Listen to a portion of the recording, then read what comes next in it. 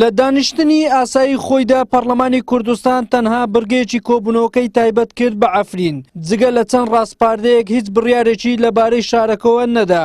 هەرچەندە درەنگ وەخت بوو بەڵام پەرلەمانی کوردستان هەڵوێستێکی ڕاشکاو و پشتیوانی بۆ گەلی ڕۆژاوای کوردستان دەربڕی و شەرمەزاری پەلامار و هێرشی داگیرکاری دەوڵەتی تورکیای کرد کە پەلاماری ڕۆژاوای کوردستانی داوە.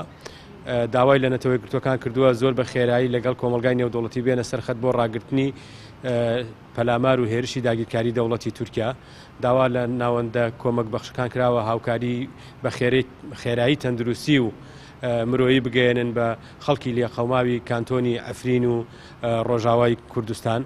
پەرلەمانی کوردستان ڕایگەیاند کە پێویستە کۆنگرەی نەتەوەی کوردستان ببەسرێەوە بە کردار ئەو گوتارانەی لەسەر پێناو یەکڕیزی نەتەوەی هەیە بخرێتە خزمەت یەکڕیزی گەلەکەمانەوە.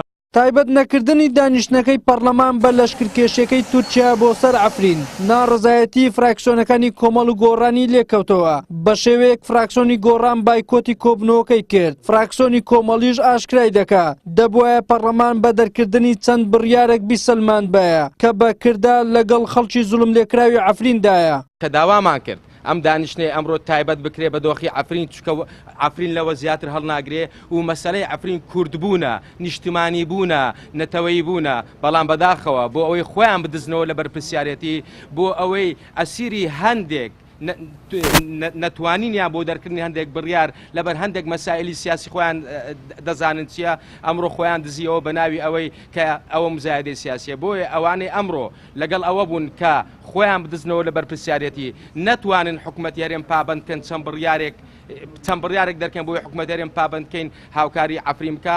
ئەمڕۆ ئێمە هاتینە دەرێ دانیشتنەکەمان بەجێهێشت بایکۆتمان کرد. ئەوەی کە گرینگە ئەوەیە کە لە مەیدانی عەمەلیدا چی پێویستە بۆ عەفرین بکرێت. هەموو قسەکانی ناوهۆڵی پەرلەمان ناکاتە ئەوەی کە چی لە مەیدانی عەمەلیدا بۆ ئەو منداڵانە بکرێن کە ئێستا لەژێر باڵەخانەکانن یاخود چاوەڕێ دەکەن باڵەخانەکانیاندا بەسەردا بڕوخێ. بۆیە ئێمە داوامان کردووە کە سنووری نێوان خۆراوای کوردستان و باشووری کوردستان ببێتەوە بۆ ئەوەی کە یارمەتی مرۆیی و تەندروستیان بۆ بچێت و وەلایەکیان لێ بکرێتەوە. فراکسیۆنی پارتیش دەرکردنی ڕاستپاردەکانی پەرلەمانی کوردستان بە پشتیوانێکی گەورەی کانتۆنی عەفرین دەزانێت. وەتە ئەوە کۆ ئەڤریکا پەرلەمانی کوردستانی گیری جیڤینەکە سامبۆلیک بوو بۆ دەربڕینجی هەست و سوز و ئەوێن نیشتیمانی و نەتەوەی یەکگرێدای خەلکی سیڤیل و خەلکی ڕۆژئاوای کوردستانێک و ما هەفسوسیا خوب و دەربری.